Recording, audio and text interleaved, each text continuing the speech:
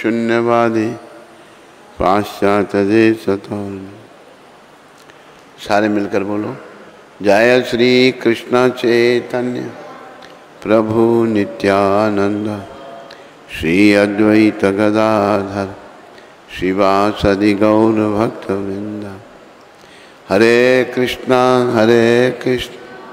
कृष्ण कृष्णा हरे हरे राम राम हरे कृष्णा कृष्णा हरे हरे राम हरे हरे कृष्णा हरे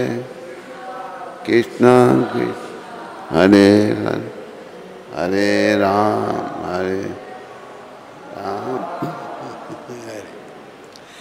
बोलो गौर राधा कृष्ण भगवान की जय।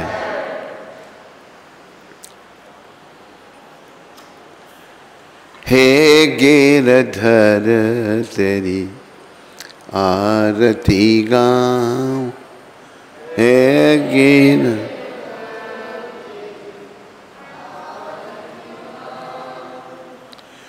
मोर मुकुट तेरे शीश पे सोहे, मोर मुकुट तेरे शीश पे सोए, प्यारी बंसी मेरो मन मोहे, प्यारी बंसी मेरो मन मोहे, देख छवि बलिहारी मैं जाऊं, देख छवि बलिहारी में जाऊं, हे गिरधर तेरी आरती गाऊं, हे गिरधर तेरी आरती गाऊं, चरणों से निकली है गंगा प्यारी, चरणों से निकली है गंगा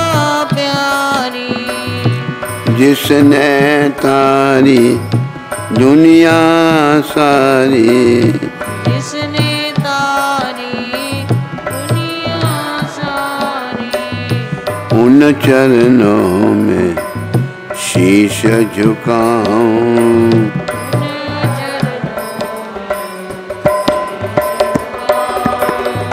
हे गिरधर तेरी आरती गाऊं,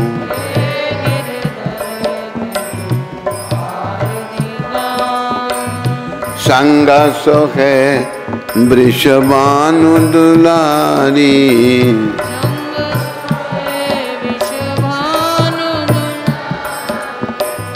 ललिता विशाखा सखियां प्यारी,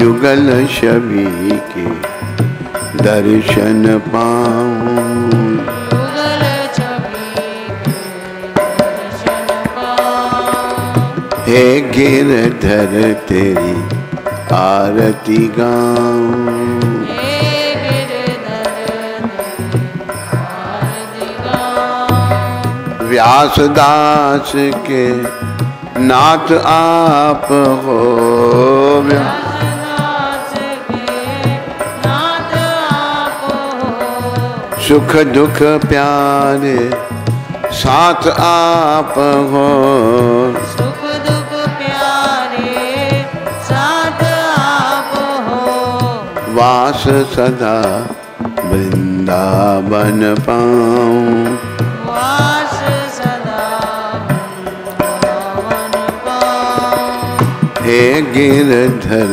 तेरी आरती गाऊं,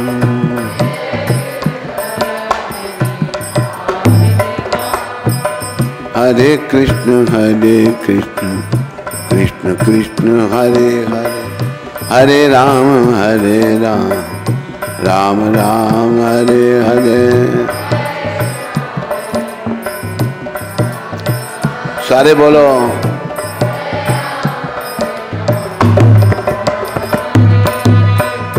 हरे कृष्ण कृष्ण कृष्ण हरे हरे, हरे राम राम राम हरे कृष्ण कृष्ण कृष्ण हरे हरे, हरे राम राम राम हरे हरे। हरे कृष्ण कृष्ण कृष्ण हरे हरे, हरे राम राम राम हरे हरे। हरे कृष्ण कृष्ण हरे हरे, हरि बोल। हरे राम हरे हरे। गोविंद जय जय, गोपाल जय जय,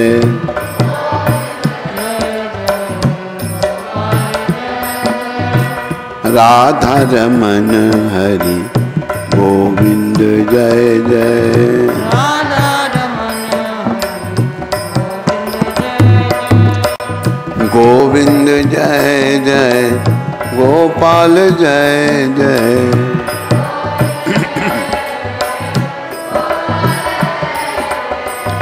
राधा रमन हरि गोविंद जय जय,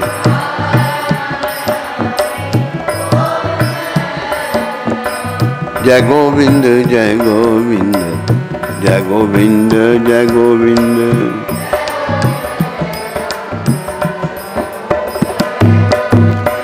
जय गोपाल जय गोपाल, जय गोपाल जय गोपाल।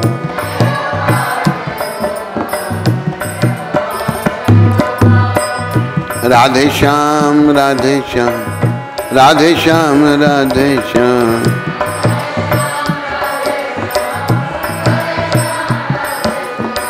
सीताराम सीताराम, सीताराम सीताराम।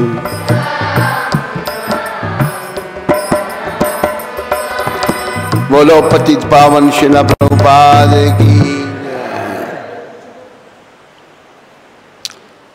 धन प्रेमी हरिभक्तों व माताओं, बालकों बालिकाओं, मेरी अपनी प्यारी आत्माओं, आप सबका स्वागत और धन्यवाद। आज गुरुदेव प्रभुपाद की कृपा से पुरुषोत्तम मास की 27वें दिन की कथा में आप सबका अभिनंदन, स्वागत। तो गुरुदेव की कृपा से, पुरुषोत्तम मास जी की कृपा से आज कुछ भक्तों के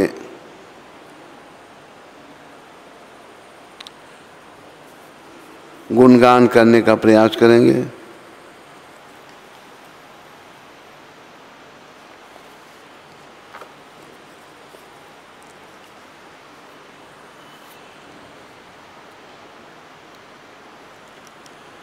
देखो,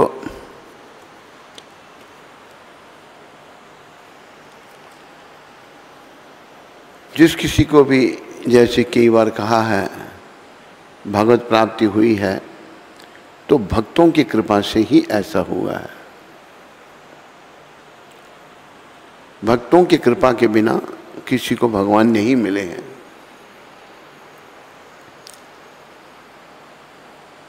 तो आज कुछ गुरु भक्तों के गुणगान हम करेंगे।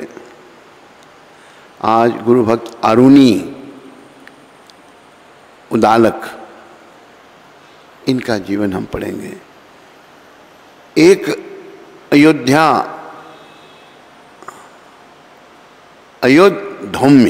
नाम के ऋषि थे, अयोध्या नाम। उनके यहाँ अरुणी, उपमन्य एवं वेद नाम के 3 विद्यार्थी पढ़ते थे। सुनो बच्चों कैसे होते हैं, बालक कैसे होते हैं। आज बालकों का गुणगान हो रहा है। अरुणी, उपमन्य एवं वेद नाम के 3 विद्यार्थी पढ़ते थे। ध्युम ऋषि बड़े परिश्रमी थे। वे विद्यार्थियों से खूब काम लेते थे किंतु उनके विद्यार्थी भी इतने गुरु के भक्त थे कि गुरु जी को भी आज्ञा देते, उसका पालन वे बड़ी तत्परता से करते थे। शिष्यों को गुरु की आज्ञा का पालन बड़ी तत्परता से करना चाहिए, कभी उनकी आज्ञा का उल्लंघन नहीं करते, मना नहीं करते। उनके कड़े शासन के ही कारण अधिक विद्यार्थी उनके यहाँ नहीं आए। शासन बड़ा करना तो ज़्यादा विद्यार्थी नहीं आए, पर जो आए वे तपाने पर खरा सोना बनकर ही गए। आए वो बड़े महान बने। सोना जो है ना, उसको अग्नि में तपाया जाता है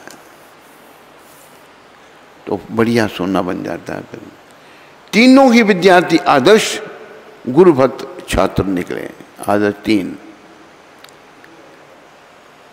एक दिन खूब वर्षा हो रही थी। अरुणी जी की बात सुनो।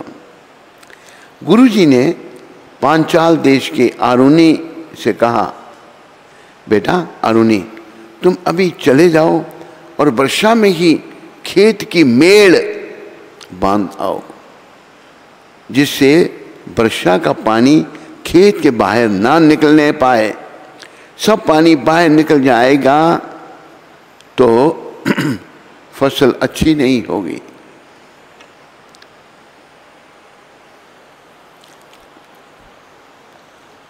पानी खेत में ही सूखना चाहिए। गुरु की आज्ञा पाकर अरुणी खेत पर गए। मूसलाधार पानी पड़ रहा था।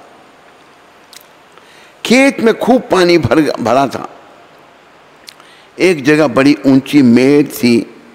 वहां मेड़ पानी के वेग से बहुत कट गई थी।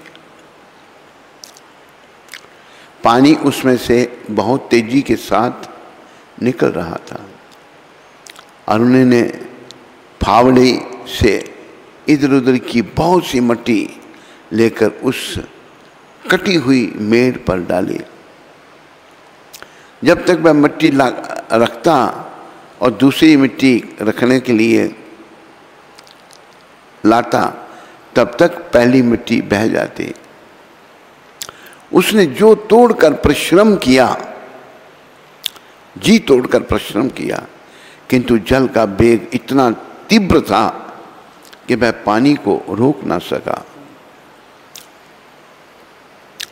तब उसे बड़ी चिंता हुई। उसने सोचा गुरु जी की आज्ञा है, पानी खेत से निकलने ना पाए, और पानी निरंतर निकल रहा है। देखो अरुणी जी को चिंता के गुरु ने कहा था पानी ना खेत से निकले, पानी खेत में जहाँ जमा रहे उसी में सूखे। पानी निकल रहा था। तो उसे एक बात सूझी। क्या बात सूझी? फावड़े को रखकर वह कटी हुई मेड़ की जगह स्वयं लेट गया। देखो पाप क्या है। उस मेड़ की जगह शिष्य अरुणी खुद ही लेट गया। मिट्टी तो रुक नहीं रही थी वहां पर, खुद लेट गया। पानी निकलना बंद हो गया। धन्य है ऐसे गुरु भक्त जिनका इतना दिव्य भाव था।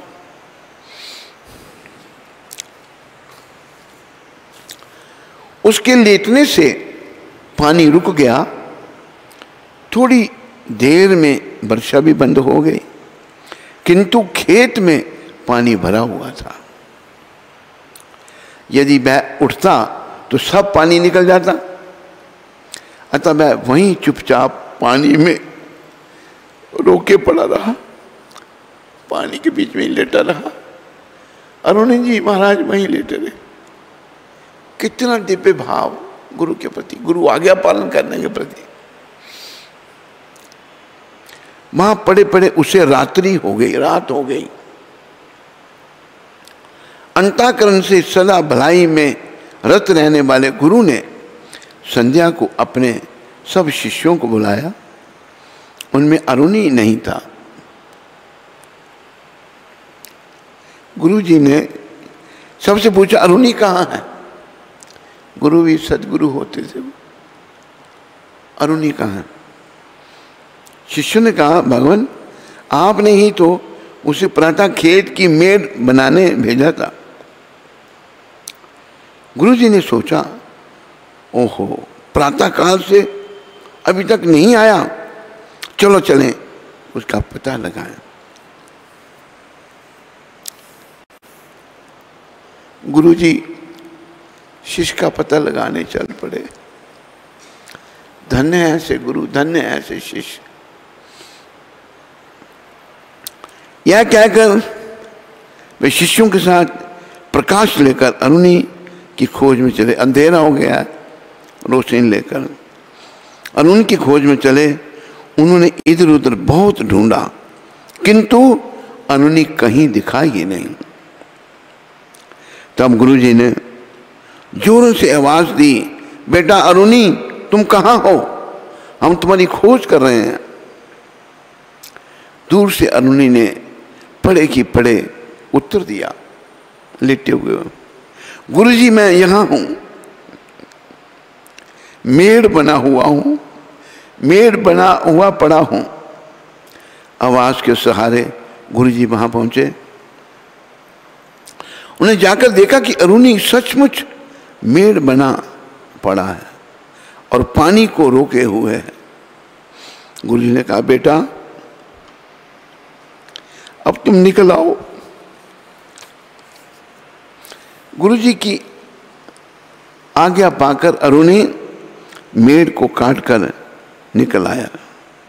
गुरुजी का हृदय भर आया। गुरुजी बड़े भावुक हो गए। देखो मेरा कितना महान शिष्य है। उनका हृदय भर आया। उन्होंने अपने प्यारे शिष्य को छाती से लगा लिया, छाती से चिपटा लिया अपने शिष्य को,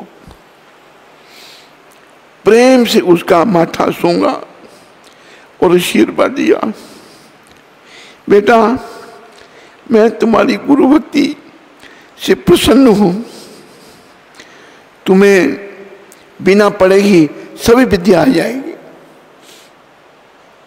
जब गुरु कृपा हो जाती है तो बिना पढ़े ही विद्या आ जाती है।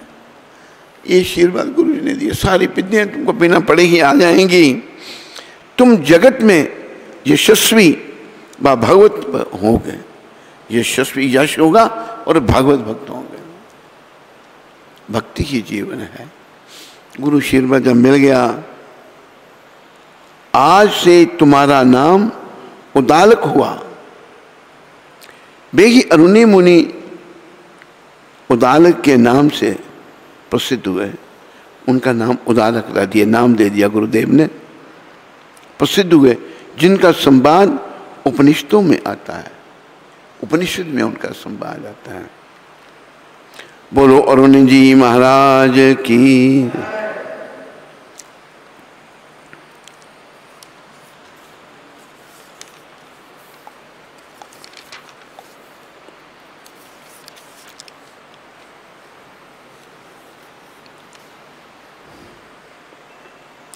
अभी आगे एक और गुरु भक्त, देखो कैसा समय था, कैसे गुरु थे, कैसे उनके शिष्य थे। धन्य है गुरु, धन्य है शिष्य। अभी गुरु भक्त जो हैं उपमन्यु जी महाराज, ये जो शरीर है, इस शरीर का भी उपमन्यु गोत्र है। हमारे पूर्वज यही उपमन्यु ऋषि थे। बोलो उपमन्यु ऋषि जी महाराज की। सुनो वो कितने महान थे। महर्षि अयोधौम्य के दूसरे शिष्य का नाम उपमन्यु था। पहले वाले अरुणी, दूसरे उपमन्यु। अयोधौम्य गुरु थे इनके। गुरु ने उसे गौएं चराने का कार्य दे रखा था। गायें चराओ। वह दिन भर जंगल में गौएं चराता, रात्रि में गुरु गृह को लौट आता। एक दिन गुरु ने उसे खूब रिष्ट पुष्ट देखकर पूछा, बेटा उपमन्यु, मच्छर कृष्णदास ध्यान रखो,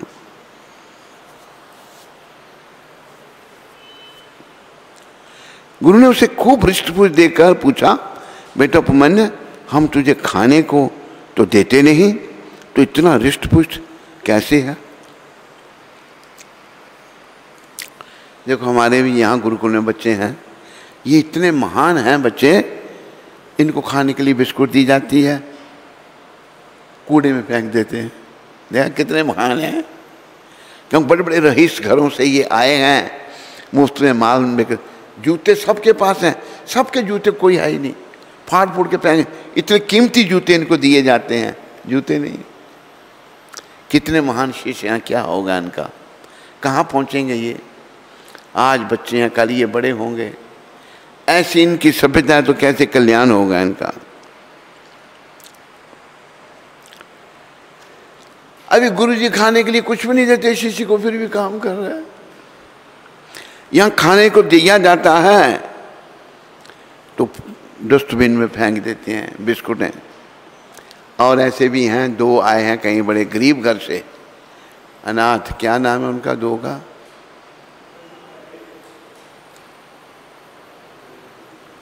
वो प्रसाद फेंक देते हैं, मुफ्त में आकर फेंक दो। कैसे इन लोगों का कल्याण होगा?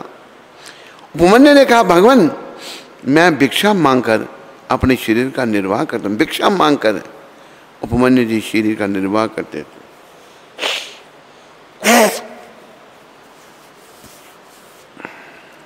गुरु ने कहा, बेटा बिना गुरु के अर्पण किए बिना भिक्षा को पा लेना पाप है। भिक्षा गुरु को अर्पण करनी है।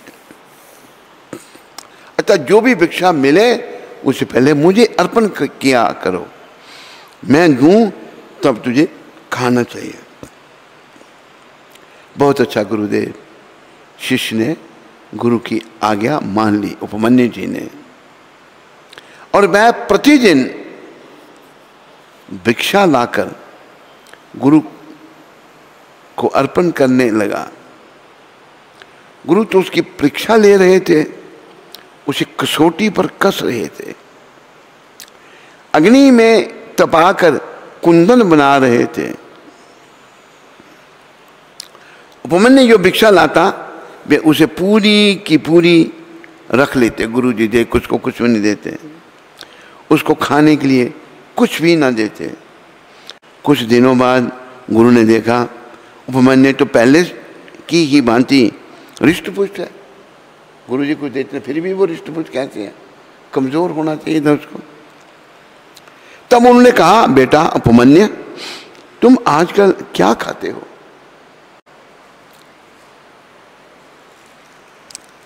उपमन्यु ने कहा, भगवान पहली भिक्षा मांगकर मैं आपको अर्पण कर देता हूँ, फिर दोबारा जाकर भिक्षा मांग लाता हूँ, उसी पर अपना निर्वाह करता हूँ। गुरु ने कहा, यह भिक्षा धर्म के विरुद्ध है, इससे गृहस्थियों पर भी बोझ पड़ेगा और दूसरे भिक्षा मांगने वालों की भी को भी संकोच होगा। अतः आज से दोबारा भिक्षा मत मांगना। इतना बड़ा मच्छर इधर काट रहे हैं, बहुत बड़ा मच्छर। देख नीचे से निकालो, बैठ कर नीचे से निकाल दे। नीचे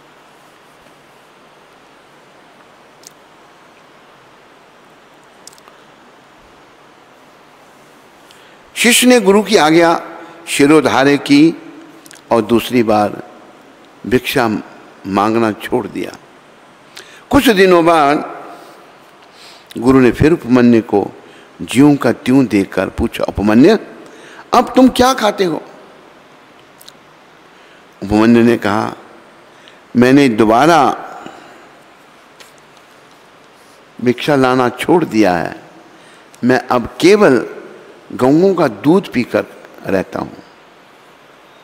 गुरु ने कहा, यह तुम बड़ा अनर्थ करते हो, मेरे बिना पूछे गौओं का दूध कभी नहीं पीना चाहिए, आज से गौओं का दूध मत पीना। शिष्य ने गुरु की बात मान ली और उसने गौओं का दूध भी छोड़ दिया। थोड़े दिनों बाद गुरु ने फिर उपमन्यु को हृष्ट पुष्ट देखा और पूछा, बेटा तुम दोबारा भिक्षा भी नहीं लाते, गौओं का दूध भी नहीं पीते, फिर भी तुम्हारा शरीर त्यों का त्यों बना हुआ है, तुम क्या खाते हो? उसने कहा, भगवान मैं बछड़े के मुख से गिरने वाले फैन को पीकर अपनी वृत्ति चलाता हूं। गुरु ने कहा, देखो यह तुम ठीक नहीं करते। बछड़े दयावश तुम्हारे लिए अधिक फैन गिरा देते होंगे, इससे वे भूखे रह जाते होंगे। तुम बछड़ों का फैन भी मत पिया करो। उपमन्यु ने उसे भी स्वीकार कर लिया और उस दिन से फैन पीना भी छोड़ दिया। अब उपवास करने लगे। कितनी दिव्य गुरु भक्ति! प्रतिदिन उपवास करता और दिन भर गौओं के पीछे घूमते। भूखे रहते रहते उनकी सब इंद्रियां शिथिल हो गईं। भूख के बेग में वह बहुत से आक के पत्तों को खा गया। बड़ी भूख लगी थी, आक जो है जहर होता है, वो पत्ते खा लिए। उन कड़वे विशीले पत्तों को खाने से उसकी आंखें फूट गई, दोनों आंखें। बोलो उपमन्यु जी महाराज की। फिर भी उसे गौओं के पीछे ही तो जाना ही था। वह धीरे धीरे आवाज के सहारे गौओं के पीछे चलने लगा। गौओं की सेवा फिर भी नहीं छोड़ी, आंखें नहीं है अभी भी। आगे एक कुआं था, वह उसी में गिर पड़ा। आंखें नहीं, दिख नहीं रहा, कुएं में गिर गए। गुरु उसके साथ निर्दयता के कारण ऐसा बर्ताव नहीं करते थे, वह तो उसे पक्का बनाना चाहते थे। कछुआ रहता तो जल में है, किंतु अपने अंडों को सेत रहता है। इसी से अंडे वृद्धि को प्राप्त होते हैं। इसी प्रकार गुरु जी ऊपर से तो ऐसा बर्ताव करते थे, भीतर से इन्हें सदा उपमन्यु की चिंता लगी रहती थी। रात्रि में जब उपमन्यु नहीं आया, तब उन्होंने अपने दूसरे शिष्य से पूछा, उपमन्यु अभी लौटा नहीं? गौएं तो लौट कर आ गई। मालूम होता है बहुत कष्ट सहते वह दुखी होकर भूख के कारण कहीं भाग गया। गुरु जी ने ऐसे सोचा, भाग गया। चलो उसे जंगल में चलकर ढूंढे। यह कहकर गुरु जंगल में उपमन्यु को खोजने लगे। सर्वत्र वे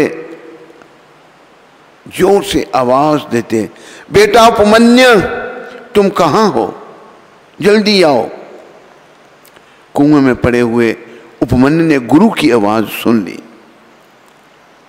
उसने वहीं से जोर से कहा, गुरुजी मैं यहां कुएं में पड़ा हूं।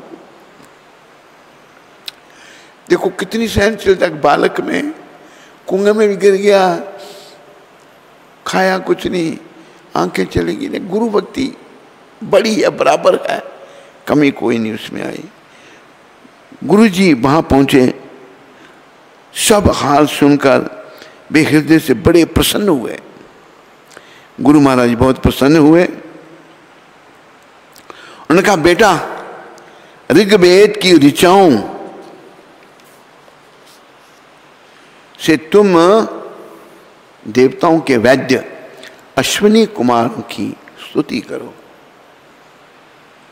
वे तुम्हें आंखें दे देंगे। गुरुजी ने दे बोल दिया। उसने वैसा ही किया।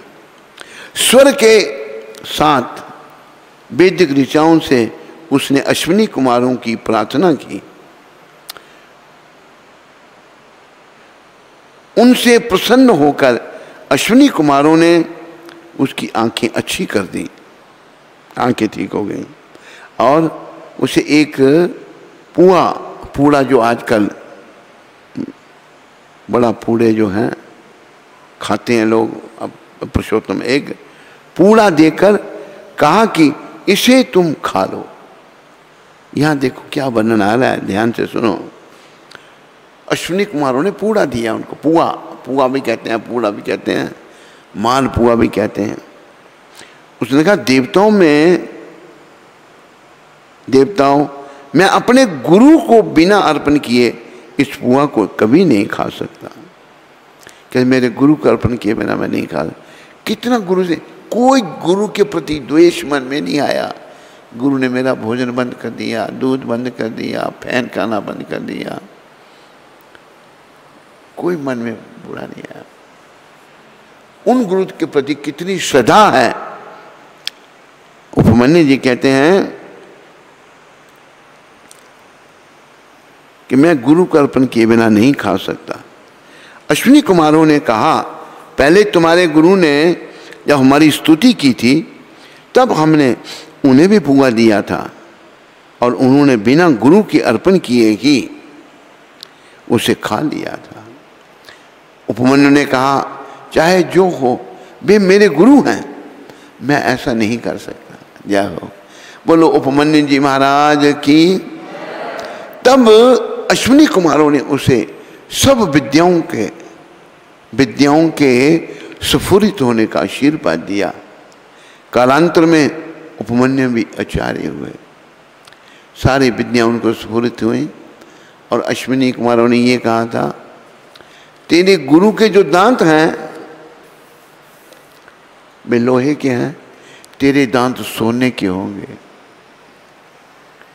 ऐसे थे उपमन्यु जी महाराज, जो हमारे पूर्वज हैं, जहाँ से हमारा वंश शुरू हुआ। हमारे वंश का एक मीरपुर सिद्धड़ का रहने वाला भौंसी दास, ये भी उपमन्यु ऋषि का है, उपमन्यु गोत्र का है। इसके भी पूर्वज उपमन्यु से आए हैं। अभी एक और भक्त श्री सोजा जी महाराज, बोलो सोजा जी महाराज की। जगत की असारता, संसारिक सुख, भोगों में मिथ्यात्व, श्री हरि भजन की यथार्थ का सम्यक बोध होने पर श्री सोजा जी के मन में तीव्र वैराग्य का समुदाय हुआ, वैराग्य उत्पन्न हुआ। आपने अपनी पत्नी से निज ग्रह त्याग का प्रस्ताव रखा। साध्वी पत्नी ने पति के परमार्थ मार्ग में वह दान डालना उचित नहीं समझा। साध्वी पत्नी, उसने बोला मेरा पति अभी त्याग कर।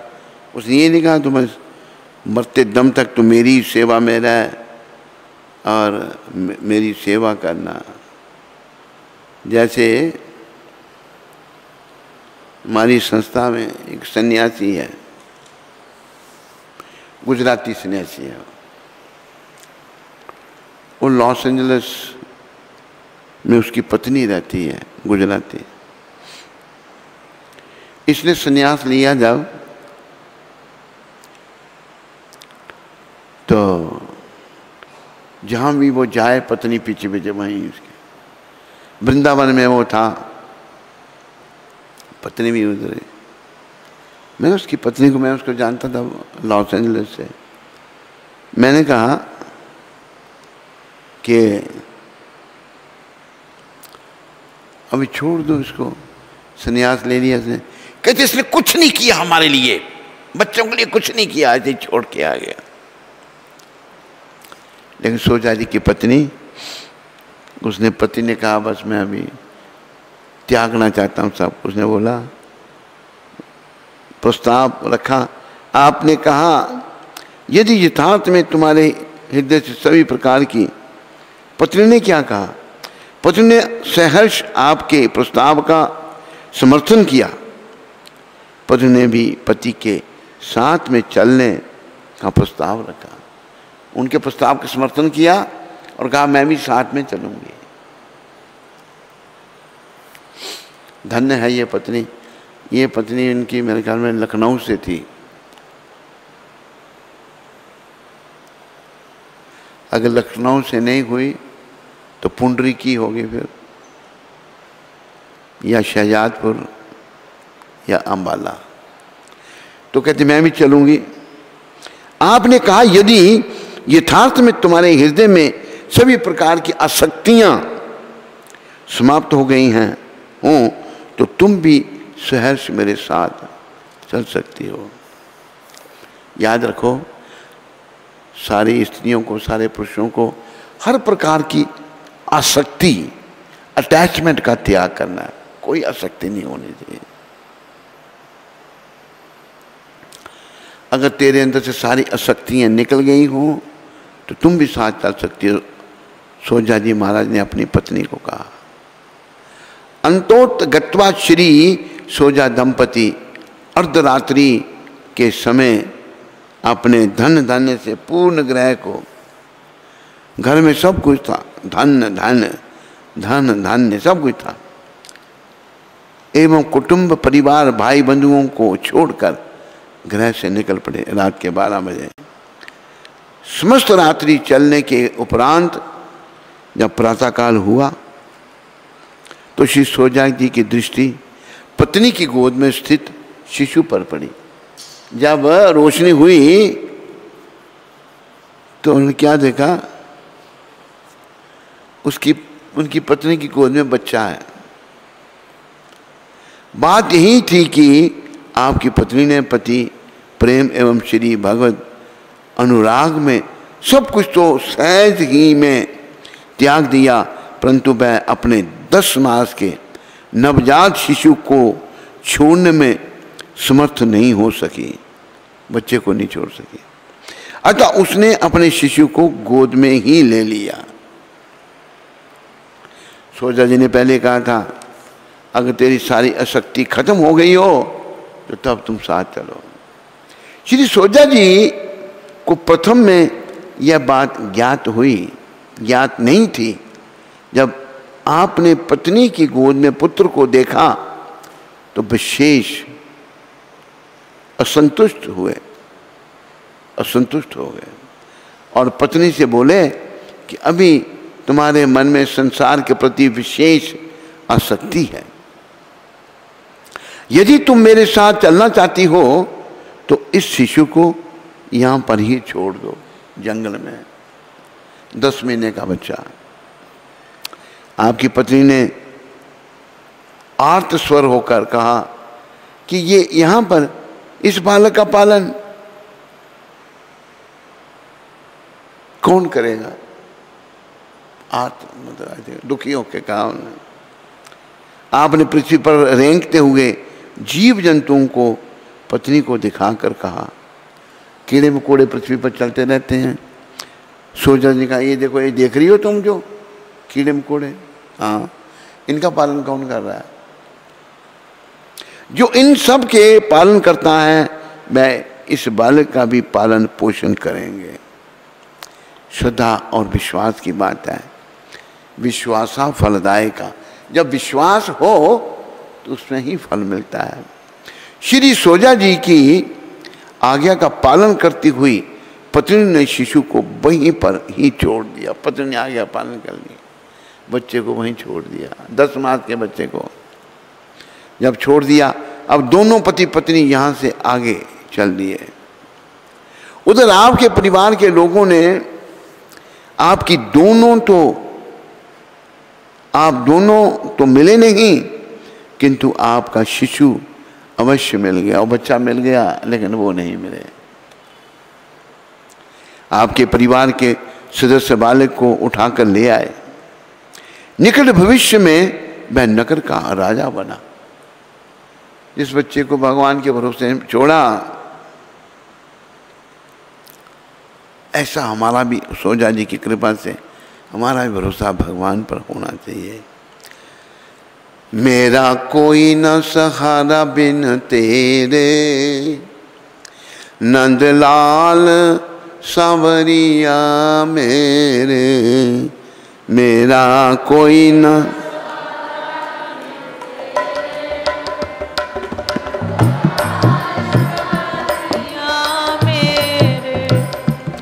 मेरा कोई ना सहारा बिन तेरे, नंदलाल सांवरिया मेरे। मेरा कोई न सहारा बिन तेरे, नंदलाल सांवरिया तेरे। करुणा सागर तेरा सहारा, करुणा सागर तेरा सहारा। जिसने पुकारा उसे तूने तारा, जिसने पुकारा उसे तूने तारा। मैं आया द्वारे तेरे, नंदलाल सांवरिया मेरे। मैं आया द्वारे तेरे, नंदलाल सांवरिया मेरे। तुम दीन बंधु हितकारी, तुम दीन बंधु हितकारी। मैं दुखिया शरण तिहारी, मैं शरण तिहारी। प्रभु काटो जन्म मरण के फेरे, काटो जन्म नंदलाल सांवरिया मेरे।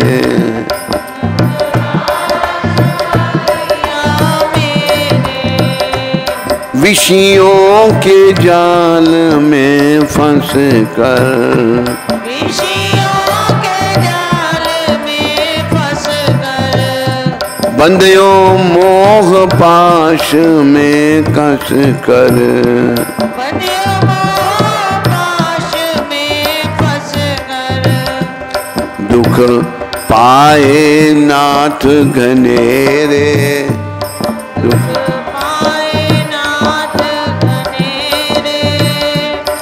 नंदलाल सांवरिया मेरे।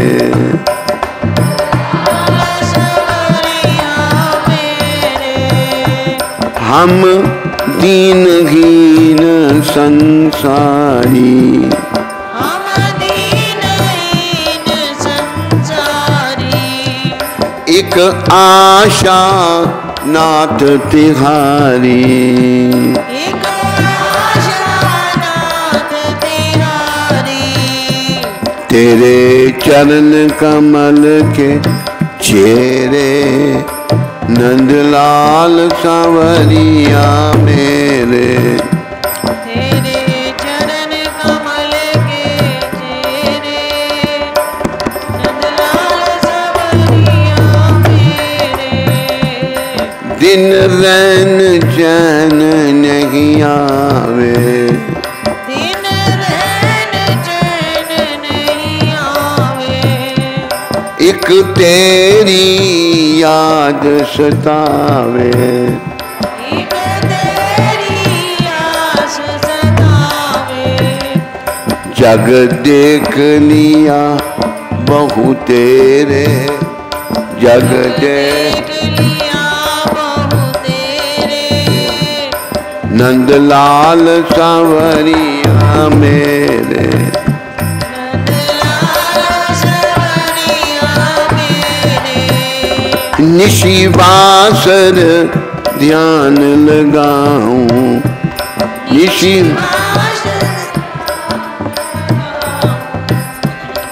तेरी पद रज शीश चढ़ाऊं, तेरी पग रज शीश चढ़ाऊं।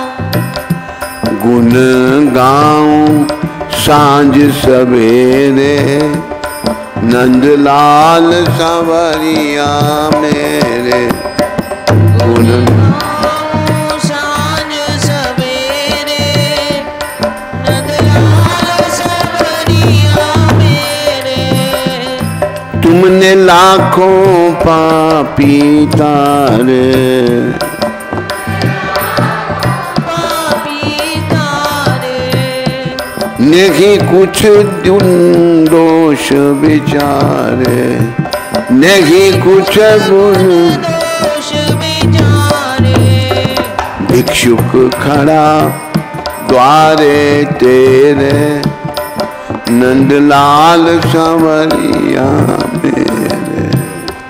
भिक्षुक खड़ा द्वारे तेरे, संवरिया मेरे। भव सागर में भटक रहा हूँ, भवसागर में बीच भंवर में अटक रहा हूँ। बीच भंवर में अटक रहा। प्रभु बन के आ जाओ बेड़े, प्रभु बन के आ जाओ मेरे, नंदलाल सांवरिया मेरे। लाल संवरिया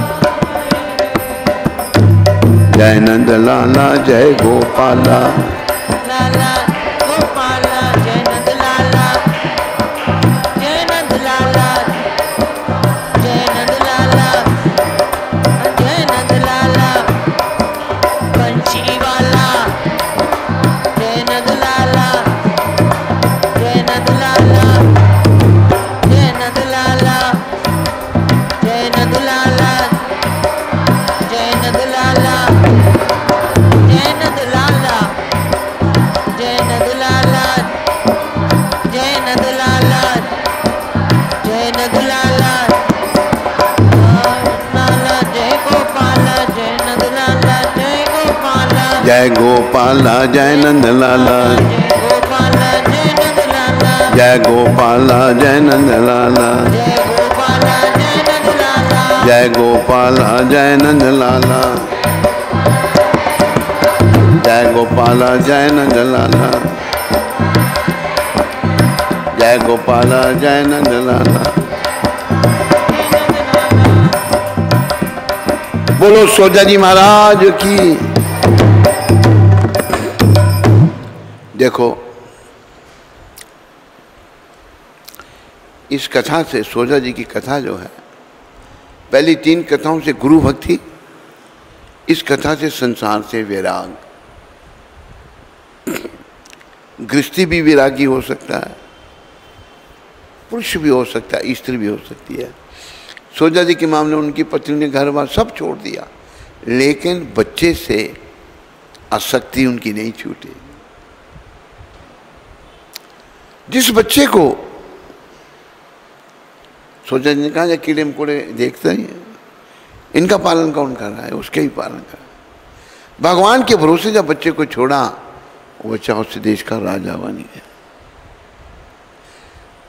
हम लोग भगवान की शरण में नहीं आते, भगवान के हाथ में अपने जीवन की डोरी नहीं सौंपते। कहा है हरे कृष्णा,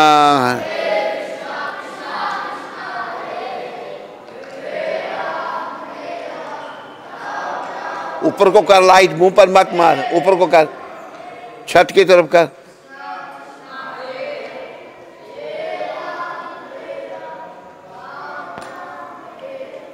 हरे कृष्ण।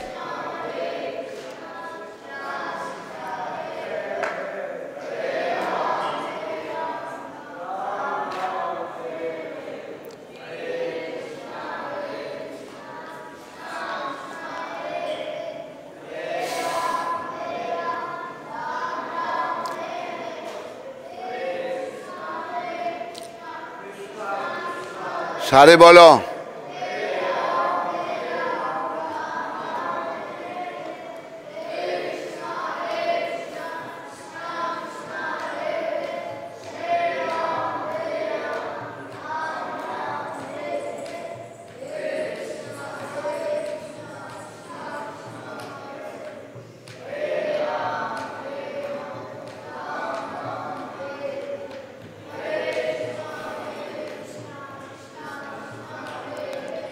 हरे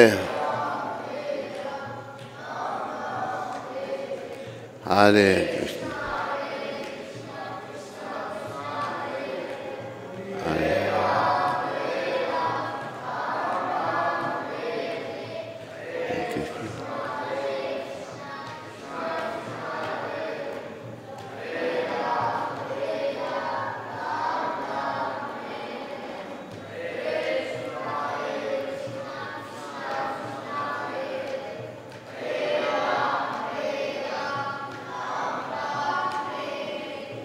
हरे कृष्णा कृष्णा कृष्णा हरे हरे राम सारे बोलो हरे हरे कृष्णा कृष्ण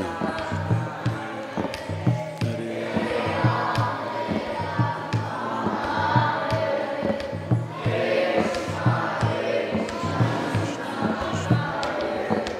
हरे राम राम राम हरे हरे हरे कृष्णा कृष्णा हरे राम राम राम हरे हरे। बोलो भक्त और भगवान की। देखो जिस बालक को भगवान के आश्रय पर छोड़ा, भगवान ने उसको राजा बना दिया, कितना बड़ा पद दे दिया।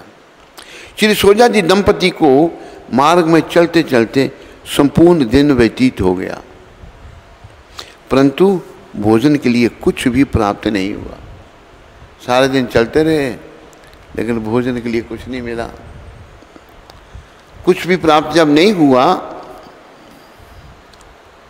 श्री सोजा जी ने विचार किया कि भगवान तो परम भक्त वत्सल हैं, किंतु हम लोगों को अभी तक भोजन नहीं मिला, इसका क्या कारण है?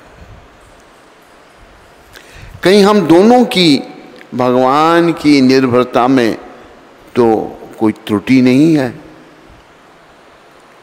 भगवान पर निर्भर पूर्ण रूप से होना, कहीं हम में कोई त्रुटि तो नहीं है? अथवा मेरी पत्नी में तो कुछ लुका छुपा नहीं रखा है?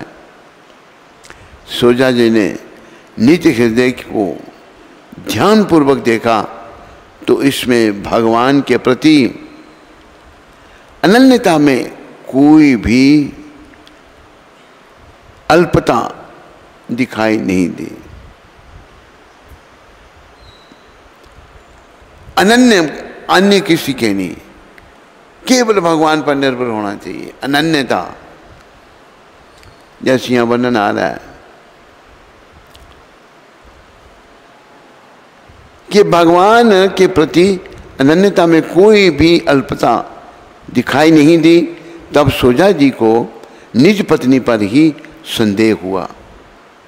अपनी पत्नी से पूछा कि क्या तुमने अपने पास कुछ रुपए पैसे तो नहीं छिपा रखे हैं जो हमें श्री प्रभु कृपा प्रसाद से वंचित कर रहे हैं? देखो ये शिक्षा है माताओं के लिए, सब के लिए। भगवान पर पूर्ण निर्भरता सोजा जी। जैसे यहाँ घटना कई बार मैं उसका वर्णन कर चुका हूँ। किसी ने यहाँ मंदिर में पैसे दिए, तकरीबन सभी ने भगवान की सेवा में दे दिए। हमें कौन जानता है, भगवान के नाम, गुरु जी के नाम ही तो देते हैं लोग हमको। उन पैसों पर हमारा अधिकार नहीं है। वो सब कृष्ण की सेवा, गुरु गौरांग की सेवा में। कुछ पैसे दिए, पैसे उसने जेब में डाल दिए। जब मेरे पास रिपोर्ट आई भी देखो सबने पैसे दिए, इतने नहीं दिए, मैंने पूछा, कहते मुझे पता नहीं था पैसों का पता नहीं था। इतना मोह है पैसों से। अरे इनसे प्रेम करो, जैसे सोजा जी ने किया और उनकी कृपा से उनकी पत्नी ने भी किया। तो आपकी पत्नी ने संकुचित होकर एक मोहर निकालकर आपको दिखाई। एक सोने की मोहर उसकी जेब में थी, पत्नी की जेब में। श्री सोजा जी ने कहा तत्काल ही तुम इस मोहर को फेंक दो। सोने की मोहर फेंक दी। जब मोहर फेंक दी, जो कुछ भी तुम्हारे पास हो उसको भी तत्क्षण फेंक दो। जब तक हम लोग पूर्ण रूपेण परमात्मा पर ही निर्भर नहीं होंगे, तब तक भगवान की कृपा से वंचित ही रहेंगे। भगवान यही कहते हैं, पूर्ण रूप से मेरे पर निर्भर हो जाओ। सर्वधर्मान परित्यज्य मामेकं शरणं व्रज अहम त्वां सर्व पापेभ्यो मोक्षयिष्यामि मा शुच। तूने बहुत सारे धर्म बना रखे हैं, पैसा जमा करना, विषयों को भोगना, मोह माया में फंसा रहना, ये सब नरक के द्वार, सब छोड़ देता हूँ भगवान कहते हैं, और मेरी एक ही शरण में आ जा। अगर तू मेरी एक ही शरण में आएगा तो मैं क्या करूँगा? हरे कृष्णा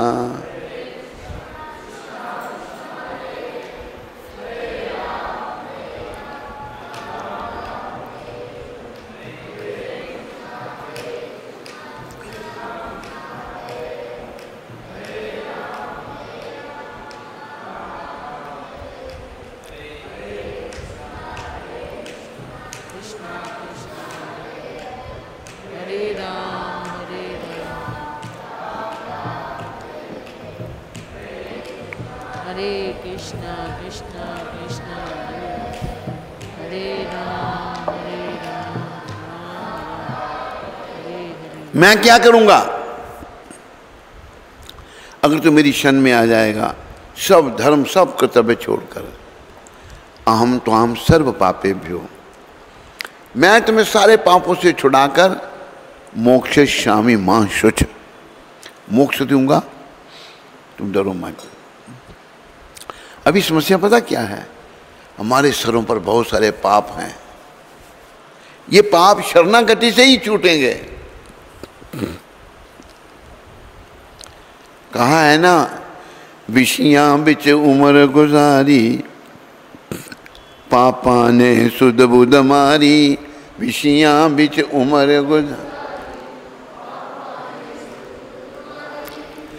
पूछेगा कृष्ण मुरारी, सच्ची सरकार कलनु, पूछेगा कृष्ण मुरारी, सच्ची सरकार। हंस देने खिल खिल जेड़े, रोमन गे यार कलनु, हंस देने खिल खिल जेड़े, रोमन गे यार कलनु। यमाने लेखा लेना, फड़ के तलवार कलनु, यमाने लेखा लेना, फड़ के तलवार कलनु। जो आज बुरे कर्म करके हंसते हैं, कल उनको रोना पड़ेगा। छुरियां चलाई जांदे, जीवनू सताई जांदे, छुरियां चलाई जांदे, जीवनू सताई जांदे। लेखाओ पाई जांदे, देना उधार कलनू, लेखाओ पाई जांदे, देना उधार कलनु। हंस देने खिल खिल जेड़े, रोमन गे यार कलनु,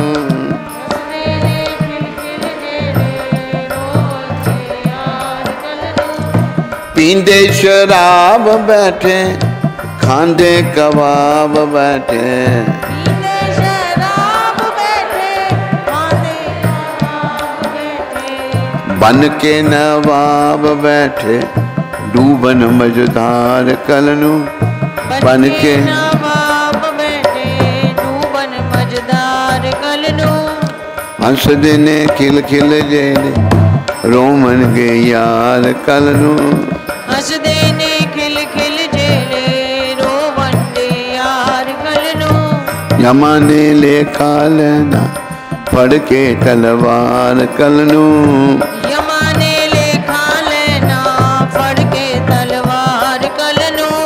बंदगी बिन क्या है बंदा, बंदा बंदगी बिन गंदा, बंदगी बिन क्या है बंदा, बंदा बंदगी बिन गंदा।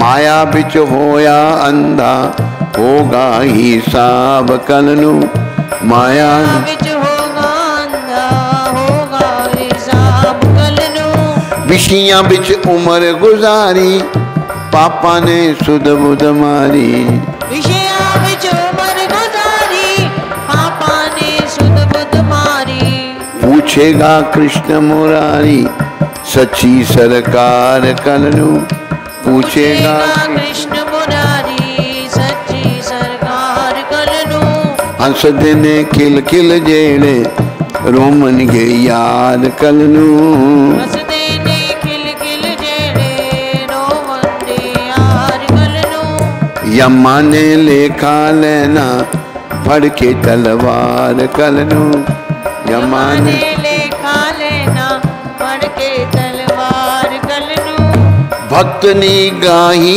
कहंदा बेला हुन थोड़ा रहंदा भक्त नी गाई कहंदा बेला हुन थोड़ा रहंदा भजन बिच क्यों नहीं पैंदा छड़ना संसार कलनु भजन बिच क्यों नहीं चढ़ना संसार कलनु हंस देने खिल खिल जेड़े रोमन गे यार कलनु हंस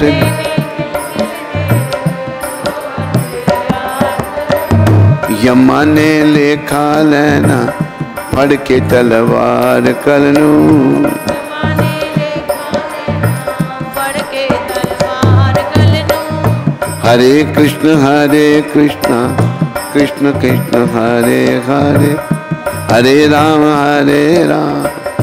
राम राम हरे हरे हरे कृष्ण कृष्ण कृष्ण हरे हरे हरे राम राम राम हरे हरे बोलो सोजा जी महाराज की। तो सोजा जी पत्नी से यही कह रहे हैं जब तक हम लोग पूर्ण रूपेण परमात्मा पर ही निर्भर नहीं होंगे तब तक भगवान की कृपा से वंचित ही रहेंगे। तो सोजा जी की कथा यहाँ तक, यहीं पर कथा को विराम देते हैं। कल इसकी आगे की कथा सुनाएंगे।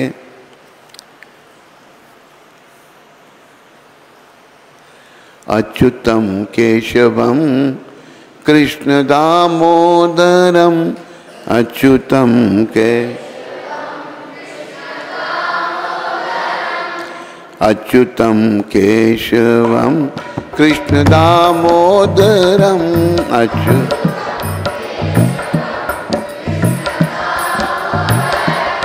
अच्युतम केशवम कृष्ण दामोदरम कृष्ण दामोदरम राम नारायणम जानकी वल्लभम राम नारायणम जानकी वल्लभम कौन कहता है भगवान आते नहीं। कौन कहता तू कहता है द्रौपदी की तरह तुम बुलाते नहीं। द्रौपदी की तरह अच्युतम कृष्णम कृष्ण दामोदरम अच्युतम कृष्ण दामोदरम राम नारायणं जानकी वल्लभम राम नारायण जानकी वल्लभम कौन कहता गए भगवान खाते नहीं। कौन कहते हैं भगवान खाते नहीं। द्रौपदी की वेद शबरी के जैसे खिलाते नहीं। वेद शबरी के ऐसे खिलाते नहीं। अच्युतम केशवम कृष्ण दामोदरम अच्युतम केशवम कृष्ण दामोदरम राम नारायणं जानकी वल्लभम राम नारायणं जानकी वल्लभम कौन कहता है भगवान सोते नहीं, कौन कहता है भगवान सोते नहीं। मां यशोदा के जैसे सुलाते नहीं, मां यशोदा के जैसे सुलाते नहीं। अच्युतम केशवम राम नारायणम, अच्युत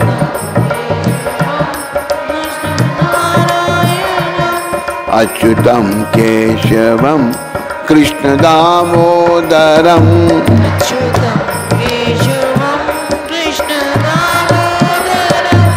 राम नारायणम जानकी वल्लभम, राम नारायणम जानकी वल्लभम। कौन कहता है भगवान नाचते नहीं, कौन कहता है भगवान नाचते नहीं। गोपियों की तरह तुम नचाते नहीं, गोपियों की तरह हम नचाते नहीं। अच्युतम केशवम कृष्ण दामोदरम, कृष्ण दामोदरम। राम नारायणम जानकी वल्लभम। राम नारायणम जानकी वल्लभम। बोलो कृष्णचंद्र भगवान की।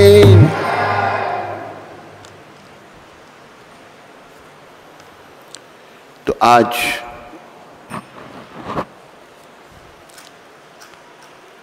सताइसवें दिन की कथा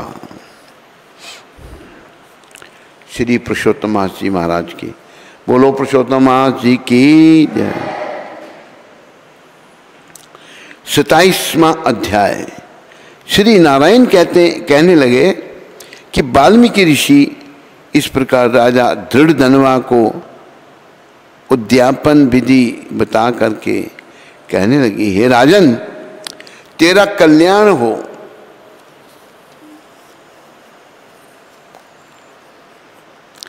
अब मैं पाप नाशिनी सरयू को जाता हूं। तब राजा आनंद युक्त स्त्री सहित उनकी पूजा करने लगे। ऋषि ने राजा की पूजा को अंगीकार कर लिया, उसे आशीर्वाद दिया। तब सायंकाल हो जाने पर वाल्मीकि ऋषि वहां से चल दिए। राजा भी सीमा तक उनको पहुंचाकर अपने घर आया और अपनी रानी गुण सुंदरी से कहने लगा,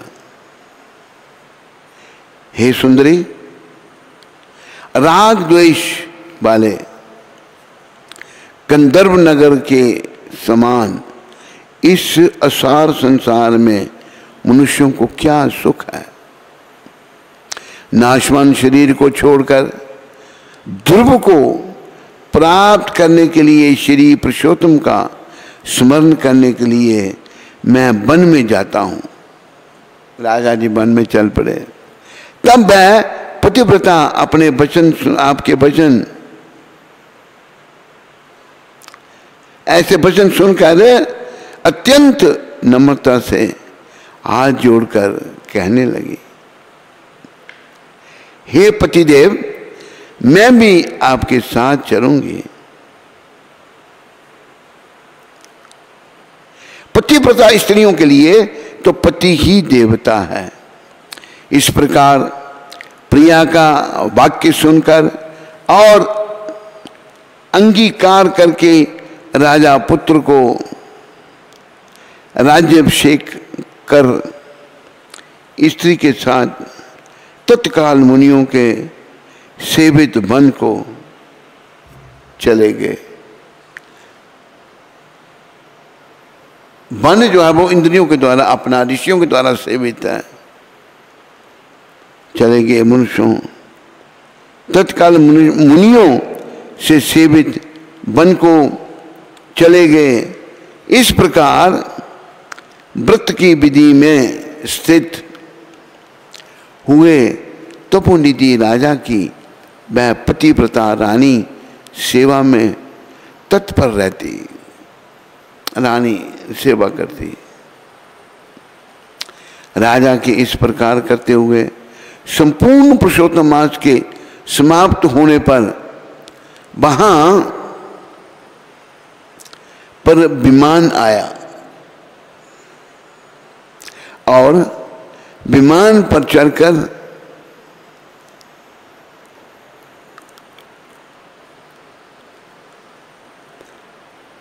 दोनों सुंदर नवीन शरीर धारण कर तत्काल गौलोक में चले गए। बोलो गौलोक धाम की।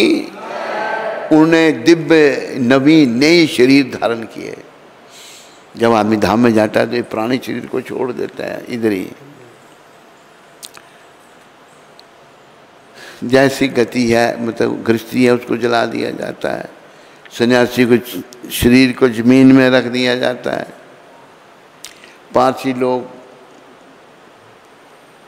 वल्चर जो होते हैं, गीद उड़ने वाले, उनको खिला देते हैं शरीर। मुसलमान लोग जमीन में दबा देते हैं।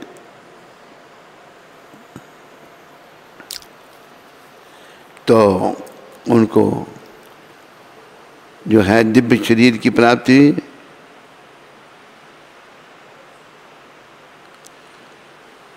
स्त्री के साथ तत्काल मुनियों से सेवित वन को चला गया।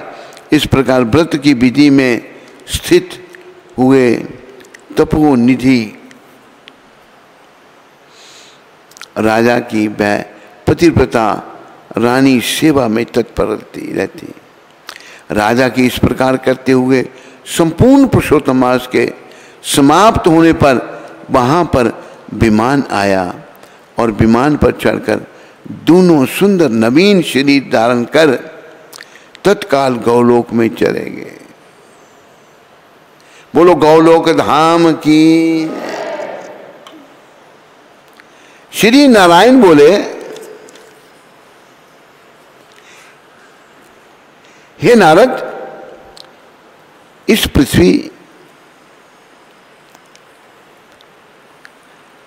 पृथ्वी तल में पुरुषोत्तम के समान कुछ भी नहीं है। इस पृथ्वी पर पुरुषोत्तम मास के समान और कुछ नहीं है। 1000 जन्मों तक तप करने से भी वह फल नहीं मिलता जो पुरुषोत्तम मास के सेवन से मिलता है। कितनी मात्रा है। जैसे बंदर के 3 रात्रि स्नान करने से करोड़ों जन्मों के पाप नष्ट हो गए थे, श्री पुरुषोत्तम मास में अनजाने ही उस दुष्ट बंदर का स्नान होने से पूर्व कुकर्मों का नाश हो गया और वह सुंदर शरीर धारण कर विमान पर चढ़कर गौलोक धाम को चला गया था।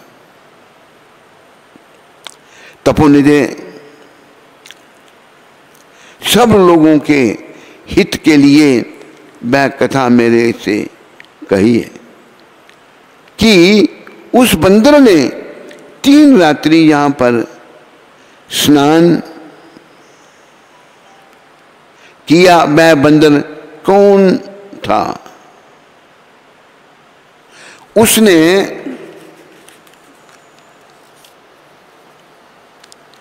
क्या आहार किया, कहाँ उत्पन्न हुआ, कथा सुनना चाहते हैं। और उसके अनजाने ही पुरुषोत्तम मास में स्नान करने का क्या फल हुआ। श्री नारायण बोले, केरल देश में उत्पन्न अत्यंत लोभी एक ब्राह्मण था। इस कर्म से लोक में वह कंजूस नाम से विख्यात था। यद्यपि उसके पिता ने उसका चित्र शर्मा नाम रखा था, वह कभी भी कोई धार्मिक कृत्य नहीं करता।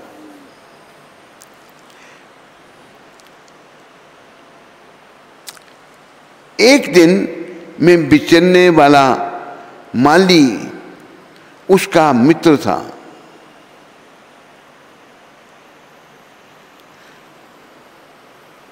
वह ब्राह्मण सदैव अपने उस मित्र माली के पास जाकर और रोकर बारंबार अपना दुख कहा करता था कि नगर के रहने वाले सदैव मेरा तिरस्कार करते हैं, इससे इस नगर में रहना और अति कठिन हो गया है। वह माली उसको दीन जानकर दया करता हुआ बोला, हे चित्र शर्मा, तुम इस समय बाड़ी में रहो। कंजूस माली के वचन सुनकर बड़े आनंद से उस बाड़ी में रहने लगा। नित्य उसके निकट रहता और उसको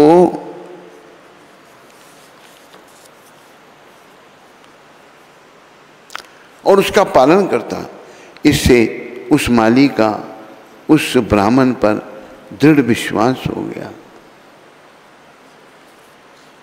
तब उस माली ने अत्यंत विश्वास से अपने समान उस बाड़ी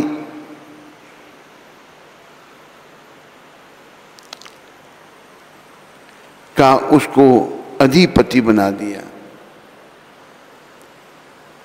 और सब प्रकार से बाड़ी का चिंता छोड़कर स्वयं ने राज मंदिर में नौकरी कर ली। इधर लोभ से अत्यंत दुर्लभ वह कंजूस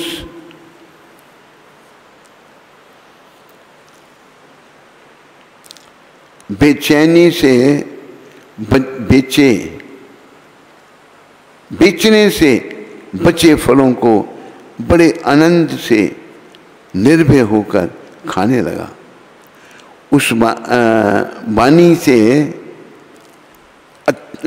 उत्पन्न हुए द्रव्य को निर्भय होकर आप ही ग्रहण कर लेता और जब बाड़ी का माली पूछता तो बोलो गौर राधा कृष्ण भगवान की, तो असत्य बोलकर बहाना करता।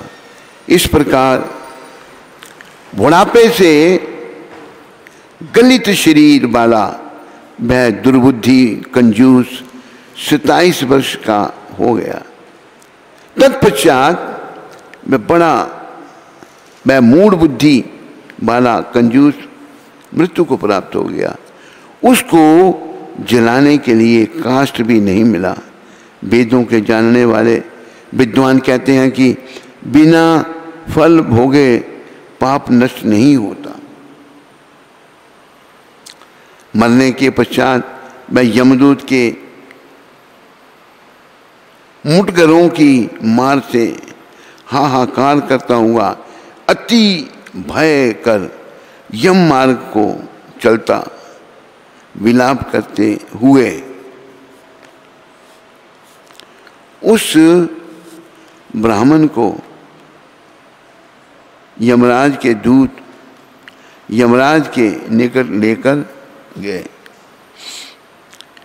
चित्रगुप्त उसको देखकर, उसके शुभ अशुभ कर्मों को देखकर अपने स्वामी धर्मराज से कहने लगे, यह कंजूस ब्राह्मण अधर्मी है। इस दुर्बुद्धि वाले धन के लोभी का कुछ भी अच्छा कार्य नहीं है।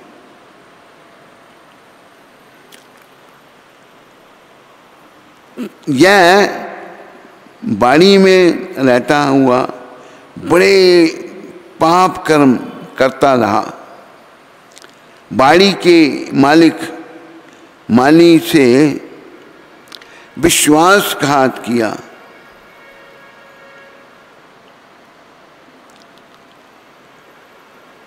श्री नारायण बोले, हे नारद, इस प्रकार चित्रगुप्त के वाक्य सुनकर धर्मराज अत्यंत क्रोध से भरे हुए वचन बोले, यह 1000 वर्ष तक बंदर की योनि में रहे और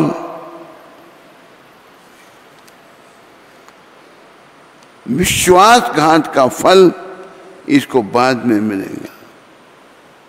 बोलो पुरुषोत्तम मास की, बोलो पुरुषोत्तम भगवान की। तो आज 27वें दिन की कथा को यहाँ विराम दिया जा रहा है। कल 28वें दिन की कथा होगी। हरि ओम तत्सत, हरि ओम तत्सत, हरि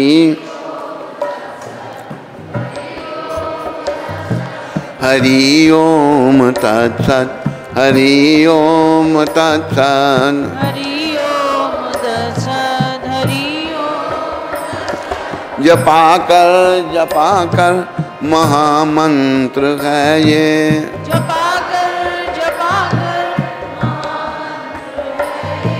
हरि ओम तत्सत, हरि ओम तत्सत। हरि ओम तत्सत। हरे कृष्ण कृष्ण कृष्ण हरे हरे, हरे राम राम राम हरे हरे। हरे कृष्ण बोलो हरे राम राम राम हरे हरे, कृष्ण कृष्ण हरे राम,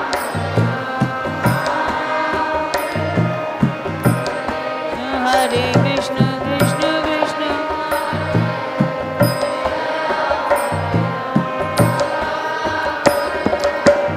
कृष्ण हरे कृष्ण कृष्ण कृष्ण हरे हरे, हरे राम राम राम हरे हरे।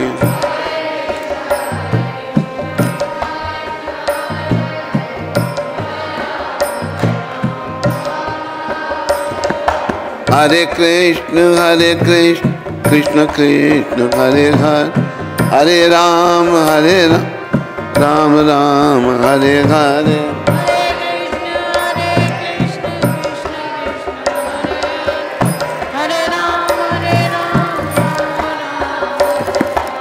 हरे कृष्ण कृष्ण कृष्ण हरे, हरे राम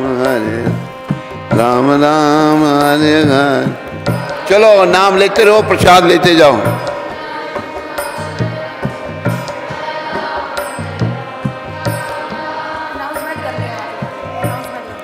हाँ, कुछ अनाउंसमेंट होगी अभी।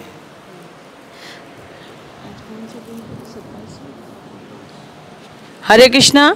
तो आज गुरु महाराज जी के श्री मुखारविंद से हमने पुरुषोत्तम मास के 27वें दिन की कथा का श्रवण किया। तो सभी लोग गुरु महाराज का आभार व्यक्त करेंगे 3 बार हरि बोल बोल के। हरि बोल, हरि बोल, हरि बोल। बोले सद्गुरुदेव महाराज की, जगत गुरु श्रील प्रभुपाद की। तो आज पुरुषोत्तम मास के 27वें दिन की कथा के उपलक्ष्य में जो आज प्रसादम का आयोजन किया है, वो कनाडा से नचिकेता प्रभु ने, जिन्होंने अपने जन्मदिन के उत्सव में आज ये रखा है अब प्रसादम का आयोजन। तो उनका और उनके परिवार का श्रील प्रभुपाद आश्रम उधमपुर के सभी भक्तों की ओर से बहुत बहुत धन्यवाद। हरि बोल। और ये जो लड्डू और समोसे का प्रसाद है, ये सुप्रिया माता की बेटी सारवी का जन्मदिन है, तो उसके उपलक्ष्य में उन्होंने रखा है। तो उनका और उनके परिवार का श्रील प्रभुपाद आश्रम उधमपुर के सभी भक्तों की ओर से बहुत बहुत धन्यवाद। हरि बोल।